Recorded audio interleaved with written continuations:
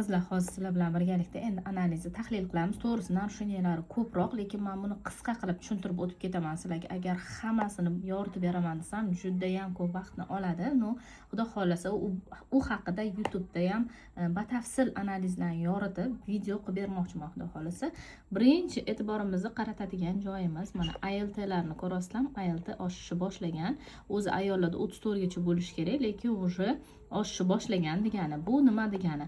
ALT AST bu jigarimizni holatini ko'rsatib beradi. Jigarimiz yog'lanyaptimi, jigar hujayralari zararlanyaptimi, shu narsani ko'rsatib beradi va undan tashqari mana bu yerda o't yo'llarida ham narusheniya 81 lekin bu yoqda mana 32 gacha bo'lishi kerak. Birga birdan ham oshib ketib qolgan.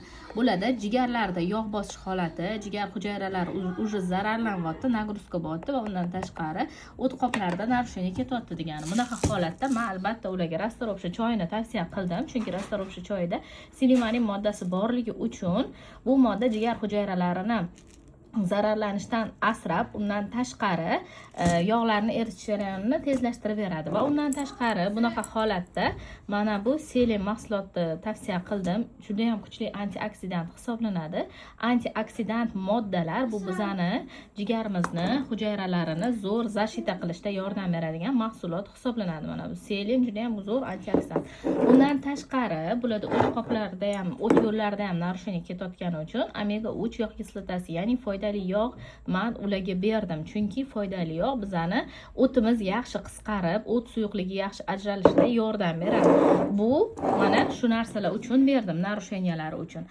Keyingi narusheniya qayerga ketyapti desanglar, agar lipid profilni ko'rasizlarmi, lipid profilda triglitseridlari oshgan, уже umumiy xolesterinlari oshgan, yaxshi xolesterinlari kamayib, yomon xolesterinlari ko'tarilgan va bu yoqda tomir уже torayish boshlangan. Jamana 4 gacha degan, lekin 3,5 bo'lib turibdi. Bu o'zi sredniy 2,5 bo'lsa zo'rda. No, men bunaqa chegaraga yaqinlashyapti degani bu holat. Ya'ni men bunda nima qildim? Bunaqa holatda ratsionlardan to'yingan yog'larni olib tashladim, chunki to'yingan yog'lar mumkin emas hozir bo'ladi bunaqa holatda. Sababi o'zi umumiy xolesterinlari ko'p. Yomon xolesterinlari ko'payib tomir devorlarini zararlayapti-da. Bularga hozir yaxshi xolesterinni ko'paytirishimiz kerak, chunki yaxshi xolesterin tomir devorlarini asrashda yordam beradi. Va undan tashqari har xil infarkt, insult, tromb, ateroskleroz kasalliklaridan bularni himoya qiladi. Albatta birinchi o'rinda mana bu jigarda ham, mana bu jigar yog'ini eritishda ham albatta birinchi o'rinda pitaniya, kletchatkalarni ko'paytirdim. Mana bu o't yo'llari uchun foydali yog'ni ko'paytirdim.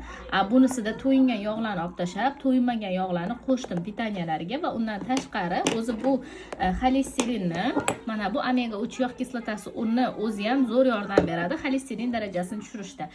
Oldindan aytaman qizlar, bu berilayotgan badlar qo'shimcha sifatida eng birinchi o'rinda bularda to'g'ri ovqatlanish, pitaniyalarni men tuzib berganman, to'yingan yog'larni olib tashlaganman, to'yinmagan yog'lar, kletchatka, oqsil me'yorlariga alohida e'tibor berib, men bularni holatlaridan kelib chiqib pitaniya tuzib berganman.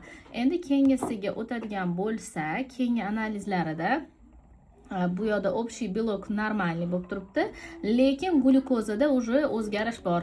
5,5 gacha norma, 5 dan уже oshishni boshladimi, bo'ldi, уже ehtiyot bo'lishimiz kerak. Tana bizga signal beryapti. Bunaqa holatda men oq unli mahsulotlar bilan birgalikda shakarli mahsulotlarni ratsionlaridan chiqardim va men bu berberindan ularga tavsiya qildim. Qondagi sahrni, shakarni pasaytirishga yordam beradigan mahsulot bu albatta berberin. Birinchi aytganimdek pitaniyaga alohida e'tibor berdim. Keyingisi glikerlangan gemoglobinlari уже 6,36 bo'lib turibdi foizi. Bu degani уже bo'ladi metabolический disbalans bo'lyapti-da hozir. Agar biz vaqtida bularga e'tibor bermasak, уже bo'ladi insulin rezistentlik kuchayib prediabet holatga o'tib qolganlar-da. Agar bu holatlarda biz bularga e'tibor bermasak, diabetga o'tib ketish xavfi bor. Ikkinchi tip qandli diabetga o'tib ketish xavfi bor degani. Bunaqa holatlarda ham albatta pitaniya esingizda bo'lsin. Bularni albatta pitaniya bilan birinchi o'rinda to'g'rilanadi va unga qo'shimcha ravishda berberin ichiladi.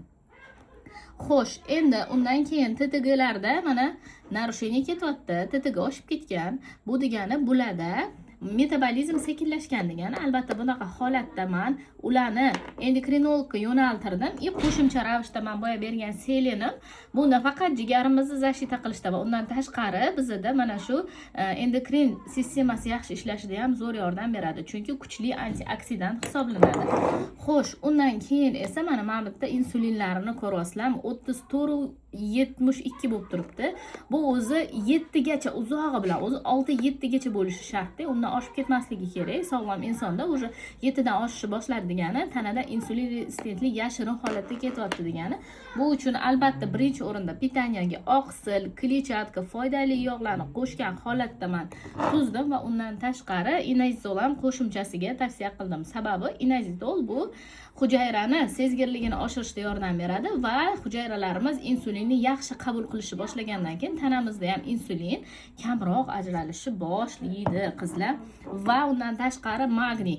Bunaqa payt insulin baland bo'lganda men doim magniyni parallel tavsiya qilaman.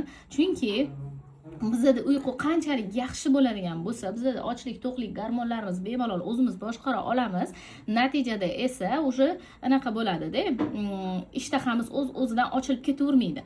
Ishtahamiz o'z-o'zidan ochilib ketmagandan keyin biz kamroq perikuz qilamiz va natijada insulinimiz pasayishiga sabab bo'ladi. Shu uchun ham albatta men magniyni ham qo'shganman. Magniyni aynan sitrat formasini sababi magniyni sitrat formasi ozmoqchi bo'lganlar uchun idealniy deb bemalol ayta olaman. Sababi bu faqat bizani tinchlantirishda, balki undan tashqari ichaklarimizni yaxshi yumshatishda ham zo'r yordam beradi. Qarziyatni oldini olishda zo'r yordam beradigan mahsulot hisoblanadi.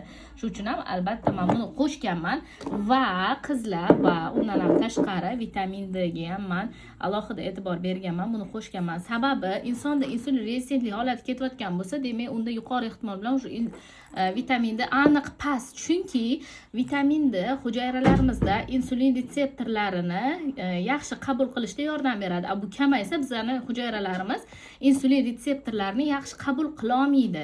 Natijada insulin rezistentligi boshlanib ketadi. Mana bularda hozir shunaqa holat ketyapti. Shuning uchun ham albatta men vitamin D ham qo'shdim ularga. Undan tashqari mana bu yerda ko'rsanglar bo'ladi, ferritillari pasayib ketib qolgan, slishkim pasayib ketib qolgan. Bu 50 dan past bo'lmasligi kerak-da o'zi. Hozir bularda 9.4 bo'lib turibdi. Bunaqa holatda albatta temir moddasi va pitaniyaga, temirga boy mahsulotlarni men qo'shib yozdim. Temirga boy mahsulotlar bilan birgalikda pitaniyani to'g'irlaymiz va qo'shimchasiga mana bunaqa temir moddasi ichilishi kerak bo'ladi. Chunki tanada temir yetishmovchiligi natijasida hujayralarimizda kislorod yaxshi aylanmaydi. Hujayralarda kislorod yaxshi aylanmasa, biz yeyotgan mahsulotlar energiyasi yaxshi sarflanmagandan keyin tanada yig'ilishni boshlaydi. Shuning uchun ham ferritin pastmi, albatta biza temir moddasini ichishimiz kerak bo'ladi. Undan tashqari mana bu yerda ko'rsanglar bo'ladi, insulin rezistent Homa index bu insulin rezistentlik boshlanganmi yo'qmi mana shuni belgilab beradi. O'sha bo'ladi chuqur insulin rezistentlik holati ketyapti. O'zi 2.7 gacha bo'lishi kerak. Bo'ladi 8.8 bo'lib turibdi. Ko'rasizlarmi? O'sha aytganimdek prediabet holati ketyapti-da bo'ladi. Shuning uchun ham men aytdim ularga, bunaqa holatda eng birinchi o'rinda 80%, 70-80% pitaniya, birinchi pitaniyani to'g'irladik va unga qo'shimcha ravishda badlarni ham qo'shdik. Chunki ba'zi bir tanamizdagi yetishmovchiliklar sabab bizda mana shunaqa insulin rezistentlik kuchayib ketib qolish holati kuzatiladi. Masalan, oddiy vitamin D ni aytdim-ku, agar yetmasa u mana shunaqa holat kuchayib ketishi mumkin bo'ladi. Bu yoqda общий analizlarida o'zi hammasi yaxshi, unaqa tanalarda yallig'lanish ko'rmadim. Hemoglobinlari ham 1.20 bo'lib turibdi, zo'r. Soyalarni ham mana bu yerda ko'rsanglar bo'ladi. Bu ham yaxshi, tanada unaqa chuqur yallig'lanish yo'q. Shuning uchun ham men hozir tavsiya qilganlarim mana shulardan iborat va kollagen nimaga tavsiya qildim? Buni sababi kollagen ozish jarayonida teri osilib ketmasligi uchun oldini olishda zo'r yordam beradigan mahsulot, terini namligini saqlaydi va undan tashqari bo'g'imlardagi og'riqlarni yumshatadi, yaxshilab soch to'kilishlarini ham to'xtatadigan, terini namligini oshirganlik hisobiga ozish jarayonida osilmasdan ozishga yordam beradigan mahsulot. Mana ko'rdinglarmi? Bad nimani vazifani bajaradi. Bad har doim esingizda bo'lsin, bu qo'shimcha vazifani bajaradi. Asosiy ishni bizani pitaniyamiz qiladi. 80%, 70-80% bizning pitaniyamiz, harakatimiz, uyquyimiz, sport turlarimizga bog'liq bo'lsa, atigi 20% mana qo'shimcha ichadigan badlarimizga bog'liq bo'ladi. 20-30%. Bular tanamizdagi bo'shliqlarni to'ldirib berib, ozish jarayonimizni nisbatan tezlashishiga sabab bo'luvchi mahsulotlar hisoblanadi. Shu uchun ham eng birinchi o'rinda dietolog bilan ishlab, pitaniya to'g'irlash kerak qizlar.